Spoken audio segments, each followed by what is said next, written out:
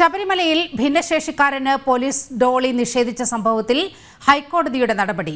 Police chief കോർഡിനേറ്ററോട് ഹൈക്കോടതി Devaswom bench report തേടി. 2 ദിവസത്തിനുള്ളിൽ റിപ്പോർട്ട് നൽകാനാണ് നിർദ്ദേശം.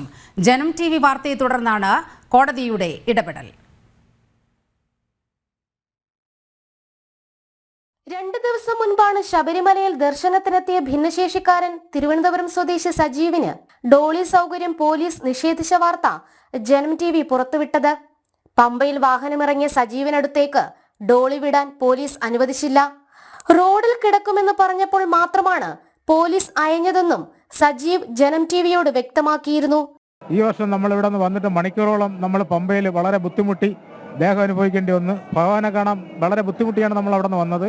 വാഹനമൊക്കെ വാടാക്കി വിളിച്ചും ഞാനും എൻ്റെ അനിയനും അനിയൻ്റെ കൊച്ചും കൂടെ മാത്രമാണ് വന്നത്.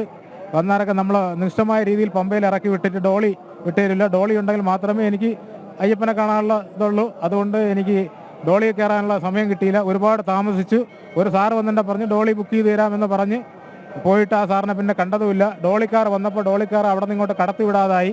നമ്മൾ വളരെ ബുദ്ധിമുട്ടിൽ കൂടിയാണ് നമ്മൾ ആ ഡോളിക്കാരെ നമ്മൾ പിന്നെ സമാധാനപ്പെടുത്തി അവരെ നമ്മളെ ഏറ്റു പറഞ്ഞാണ് അവർ ഡോളി എടുത്തത്. അങ്ങനെയൊക്കെ പല സംഭവങ്ങളുണ്ടായി. ഇതുവരെ 11 വർഷത്തിന് ശേഷം ആദ്യമായിട്ടുള്ള സംഭവമാണ് ഈ നടന്നിരിക്കുന്നത്. ഈ വിഷയത്തിലാണ് ഹൈക്കോടതിയുടെ നടപടി. എന്താണ് സംഭവിച്ചത് എന്നുള്ള കാര്യം പോലീസ് ചീഫ് കോർഡിനേറ്റർ റിപ്പോർട്ടായി സമർപ്പിക്കാനാണ് ഹൈക്കോടതി ദേവസ്വം ബെഞ്ചിന്റെ നിർദ്ദേശം. 2 ദിവസത്തിനുള്ളിൽ പോലീസ് ചീഫ് കോർഡിനേറ്റർ റിപ്പോർട്ട് നൽകണം. വിഷയം ഹൈക്കോടതി നാളെ വീണ്ടും പരിഗണിക്കും. അതിനിടെ പമ്പ, നിലയ്ക്കൽ, സന്നിധാനം എന്നിവിടങ്ങളിലെ ശുചിമുറി സൗകര്യം സംബന്ധിച്ച് എൻവയോൺമെന്റ് അസിസ്റ്റന്റ് എഞ്ചിനീയറും നിലയ്ക്കലിലെ അനധികൃത കോൺട്രാക്ട് കാരേജ് ബസ്സുകളുടെ സർവീസ് സംബന്ധിച്ച് നിലയ്ക്കൽ CIയും റിപ്പോർട്ട് നൽകാനും ഹൈക്കോടതി നിർദ്ദേശിച്ചു.